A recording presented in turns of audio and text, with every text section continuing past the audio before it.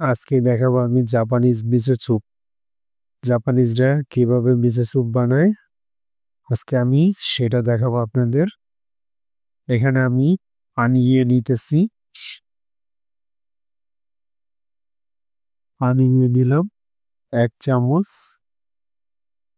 পানিটা নেওয়ার পরে এটাকে বলে জাপানিজ দাশি, এটা জাপানিজ হোম দাশি।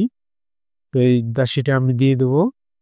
এখানে দাশি দিয়ে দিলাম 1 চামচ, আর 1 চামচ দিয়ে দিই।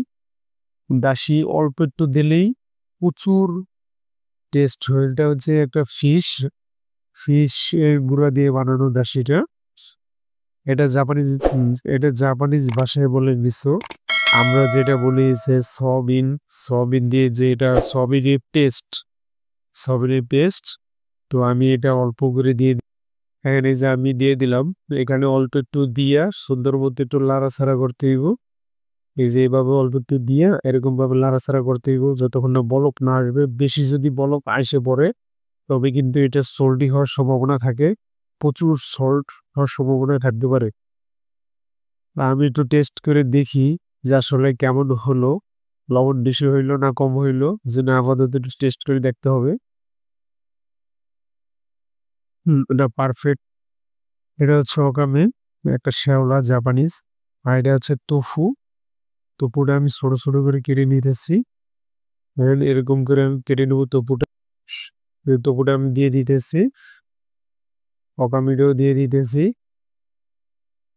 ওকামিটা দেওয়ার পরে এরকম একটু লাড়াচাড়া করতে হইব। সুন্দর মধ্যে একটু লাড়াচাড়া ঘুরিয়ে হালকা হালকা একটু বলক আসলে উঠে ফেলাই দিব। মোটামুটি আমার স্যুপটা হয়ে গেছে। আমি এখন উঠাইয়া দেখাচ্ছি আপনাদের যে আমি এখন স্যুপটা বাড়িতে নিয়ে নিতেছি। নেওয়ার আগে আমি বাড়িতে নিয়ে নিতেছি স্যুপটা সুন্দর করে।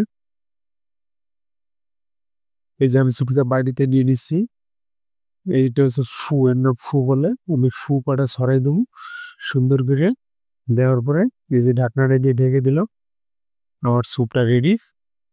আমার স্যুপটা খাওয়ার জন্য একদম তৈরি। আমি দেখাচ্ছি আপনাদের।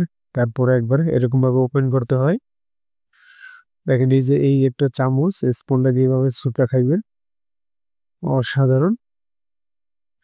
ভিডিওটা যদি ভালো লাগে অবশ্যই লাইক করবেন, শেয়ার করবেন, চ্যানেলটা সাবস্ক্রাইব করবেন। খোদা হাফেজ।